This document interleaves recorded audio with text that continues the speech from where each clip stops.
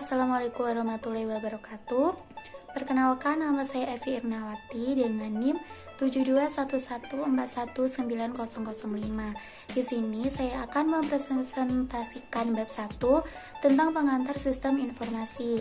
Nah, sebelum kita masuk ke materi, kita harus tahu terlebih dahulu tujuan dari pembelajaran di materi ini. Teman-teman bisa baca tujuan pembelajarannya di PPT ya. Sekarang kita langsung masuk ke materinya. Yang pertama adalah sejarah sistem informasi. Sejarah sistem informasi mencakup peninjauan kembali pada bagaimana peranti keras telah mengalami evolusi dan bagaimana penerapannya dari waktu ke waktu. Selanjutnya, evolusi peranti keras komputer. Komputer yang kita kenal sekarang dapat dilacak kembali ke sebuah mesin yang disebut Electronic Numerical Integrator and Calculator atau yang sering disebut dengan ENIAC, adalah pendahulu dari UNIVAC yang merupakan komputer otomatis universal yang pertama kali dipasarkan secara luas. Selanjutnya, komputer berukuran lebih kecil. Sistem skala kecil yang pertama disebut komputer mini, yang dengan cepat diikuti oleh komputer yang lebih kecil lagi yang disebut komputer mikro. Komputer mini dan komputer mikro ditujukan untuk organisasi-organisasi kecil dan ataupun seorang individual. Hukum Moore. Arti hukum ini bagi para pengguna adalah hukum kekuatan sebuah komputer akan meningkat 2 kali lipat setiap 18 bulan dengan mengeluarkan biaya tertentu. Dampak hukum Moore akan sulit diterima oleh banyak orang karena para manajer yang tidak dapat memahami implikasi di atas seringkali dipaksa untuk bereaksi terhadap perubahan dalam teknologi informasi sebagai ganti dari merencanakan untuk menghadapinya dan menggunakan perusahaan tersebut sebagai suatu keunggulan yang kompetitif. Selanjutnya, pengantar arsitektur komputer. Inti dari sebuah komputer adalah prosesornya. Prosesor yang dikendalikan oleh sebuah sistem operasi seperti Windows XP mengelola alat input dan output, alat penyimpanan data, dan operasi atas data. CPU mengendalikan seluruh komponen lain. Memori, akses acak atau RAM bertindak sebagai tempat kerja sementara bagi CPU. Sementara semakin besar area kerja, maka akan semakin cepat CPU menyelesaikan tugasnya. CPU dan RAM terdapat pada motherboard sebuah komputer papan CD, sebuah papan sirkuit yang menjadi tempat terhubungnya semua sarana. CD, ROM, USB, flash drive, dan hard disk adalah alat penyimpanan data. Namun berbeda dengan RAM, mereka menawarkan penyimpanan data secara permanen dan bukan sementara. Selanjutnya, pengantar arsitektur komunikasi. Modem adalah sebuah alat peranti keras yang memodulasi sinyal digital dari sebuah komputer ke dalam sinyal analog dan sebaliknya. Kini komputer dapat berkomunikasi melalui jaringan nirkabel. Revolusi nirkabel pun terus berlanjut, namun masih terdapat awan yang masih menggantung di atas cakrawala komunikasi nirkabel, yaitu masalah keamanan. Meskipun jaringan nirkabel murah dan mudah untuk dipasang, sebagian besar pengguna tidak mengimplementasikan fitur-fitur keamanan yang ada.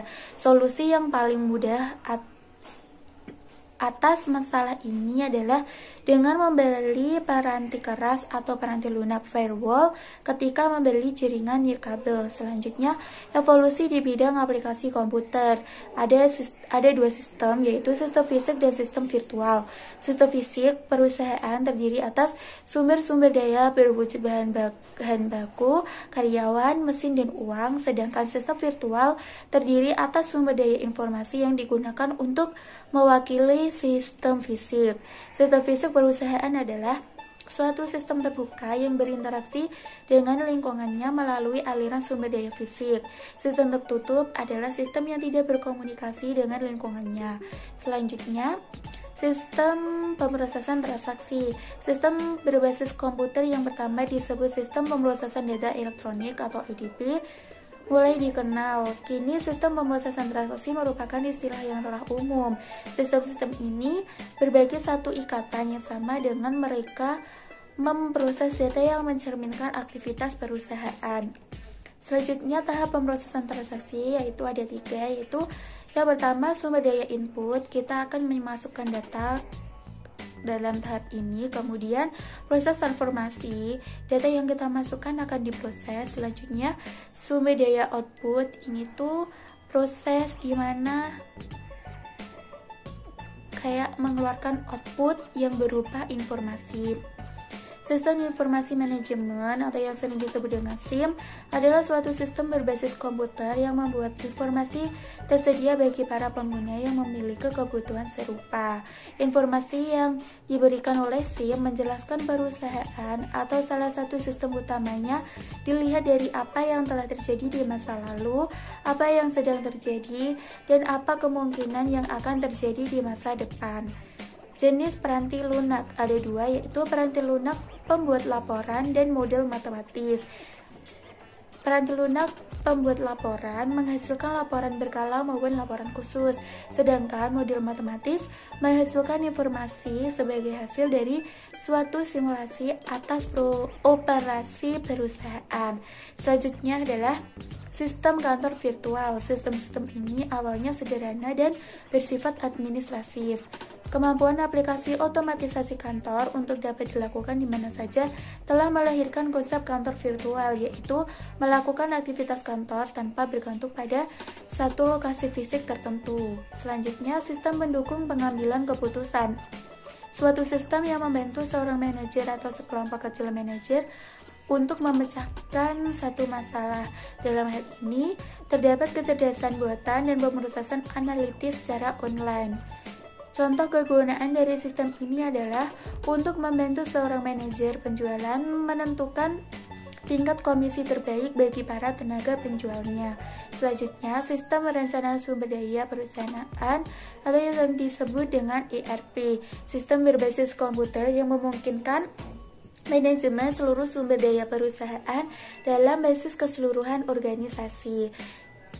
Peranti lunak ERP dipasarkan dengan telah memenuhi persyaratan Y2K untuk memastikan bahwa sistem informasi yang digantikan tidak akan mengalami kesalahan yang diakibatkan oleh perubahan tanggal dari tahun 99 ke tahun 2000. Pengguna sistem informasi. Pengguna pertama output komputer adalah para karyawan administrasi di bidang akuntansi. Akan tetapi dalam buku ini kita akan lebih menekankan kepada pengguna SIM oleh manajer. Alasannya pendekatan ini adalah bahwa kita merupakan calon manajer, dan tujuan dari buku ini adalah untuk menyiapkan kita menggunakan sumber daya komputer perusahaan sehingga kita dapat menjadi seorang manajer yang berhasil. Di mana sih kita menemukan manajer? Kita bisa menemukan manajer pada tingkat perencanaan strategis, tingkat kendali manajemen, dan area bisnis. Area bisnis meliputi pemasaran produksi, keuangan. Dan selanjutnya, apa yang dilakukan oleh manajer? Semua manajer melakukan fungsi dan peran yang sama sebagai berikut. Fungsinya adalah merencanakan, berorganisasi, mengisi organisasi, dan serta pengendalian. Perannya interpersonal, informasional, dan mengambil keputusan. Selanjutnya adalah peran informasi dalam pemecahan masalah manajemen. Peran informasi ini adalah untuk memberikan informasi-informasi untuk memecahkan masalah sehingga kita bisa menemukan solusi. Setelah menemukan solusi, kita akan mengambil sebuah keputusan yang tepat. Nah, sekian presentasi dari saya.